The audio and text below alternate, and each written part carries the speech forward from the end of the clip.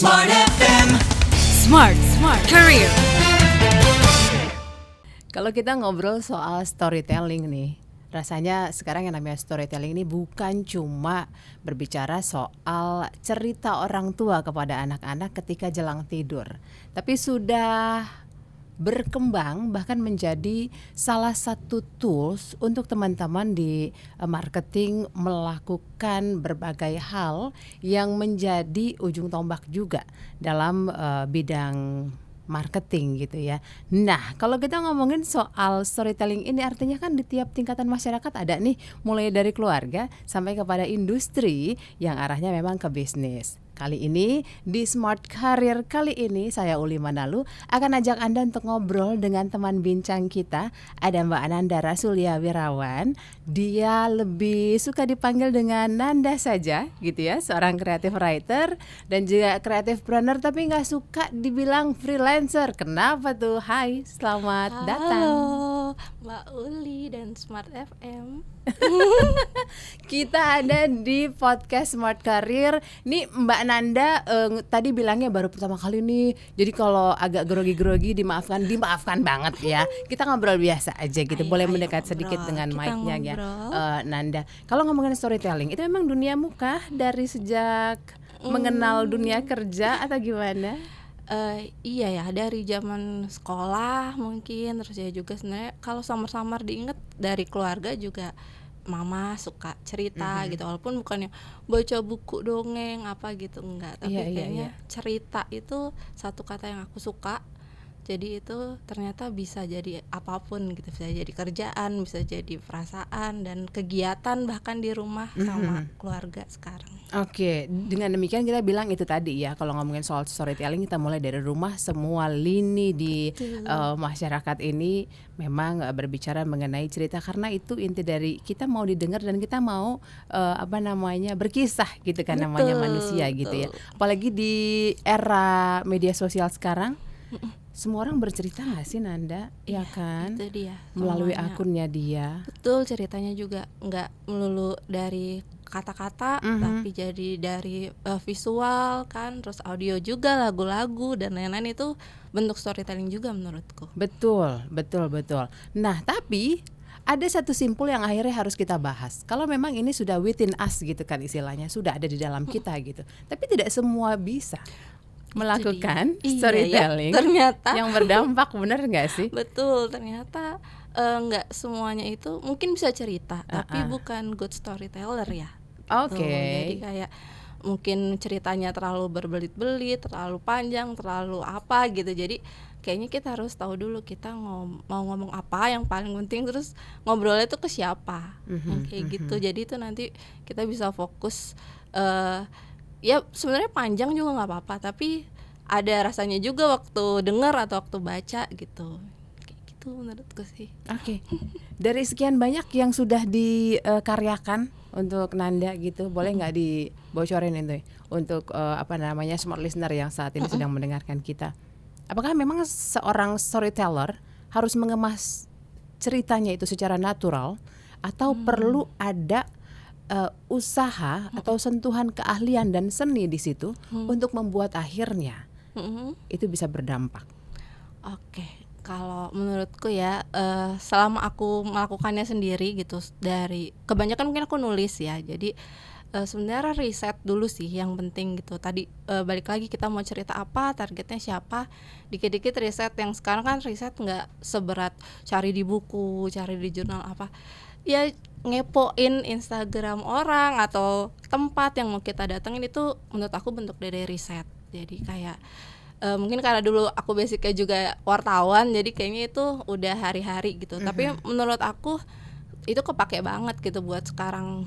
Kita mau tahu tentang apa juga, kita kepo itu sebenarnya mungkin riset kali ya. Jadi itu akan berdampak dengan apa yang kita sampaikan gitu, sama yang kalau pakai semuanya bisa cerita, sebenarnya semua bisa cerita, tapi balik lagi ke apa yang dia bisa nih, apakah dia bisanya lewat kata-kata, katanya soalnya nggak semua orang bisa nulis, makanya ada betul. profesi penulis gitu. Mamahku sendiri aja kayak kok bisa sih nulis kayak gitu, nggak mesti panjang atau pendek, tapi itu tadi mungkin kalau keahlian ya mungkin memang penulis bisa lebih ahli dari orang biasa, cuman itu bisa kita pilih lagi apakah kita bisa ceritanya lewat sekarang audio visual gitu, lewat video gitu, lewat bicara langsung, itu kan berbeda juga. Mungkin aku nggak terlalu jago ngomong public speaking seperti itu, tapi mungkin aku di tulisan gitu. Jadi riset sama kita tahu aja kita bisanya lewat apa nih ceritanya kayak gitu, atau lewat foto yang diam gitu, foto-foto yang indah, atau justru foto yang kritis, itu kan sebenarnya juga bentuk storytelling. Oke, iya. Jadi storytelling itu bentuknya bisa mulai dari suara, tulisan, gambar. banyak sekarang Iya. apa namanya istilahnya, wadah untuk mengekspresikan itu.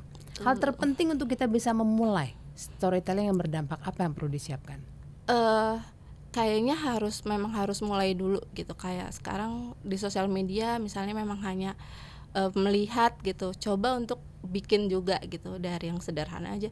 Day in my life itu kan bentuk storytelling yang sebenarnya mungkin bagi kita biasa aja, jangan-jangan bagi orang oh iya ya sehari ternyata bisa buat ini gitu. Jadi mulai aja. Kalau aku sih soalnya punya moto kayak nggak nyoba nggak tahu gitu. Jadi coba dulu, kita nggak tahu nih dampaknya atau seberapa rame sekarang kan kalau di sosial media, atau pas waktu nulis ternyata tulisan itu di capture dan diingat. Ada satu temen yang kayak puluhan tahun ingat gitu sama tulisan aku yang ini gitu. Jadi kayaknya kita tulis aja, kita mulai aja dulu apa yang kita bisa tadi itu, mau lewat apa.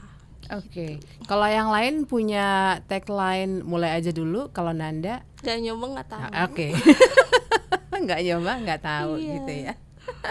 Pertama kali bikin storytelling yang boleh kita definisikan sebagai produk atau karya yang industrial lah gitu, yang menjual, itu kapan? Oh, kalau aku kan tadi nulis ya. Sebenarnya dari zaman sekolah SMP, SMA itu aku ikutan mading. Selalu jadi ketua mading. Gara-garanya apa Mbak Uli? Gara-gara nonton AADC, Ada Apa Dengan Cinta. Itu zaman aku. Dan film buat aku sangat berpengaruh. Dulu aku di majalah juga. Kebetulan aku lulusan Kompas Gramedia juga, dari majalah Hai. Dulu aku pegang film di Hai. Jadi hari-hari, setiap hari nonton film ya, di bioskop maupun lihat previewnya. Jadi Anda yang nulis resensi film itu ya? Iya, kalau di Hai itu preview. Jadi bukan kita ngomenin filmnya, justru ngajak. Jadi kita selalu nonton sebelum orang-orang nonton di bioskop yang undangan wartawan aja ya? Gitu. Tapi ya gitu, semua jadi harus dilahap ya, horor dan segala macam yang aku padahal genrenya nggak itu gitu.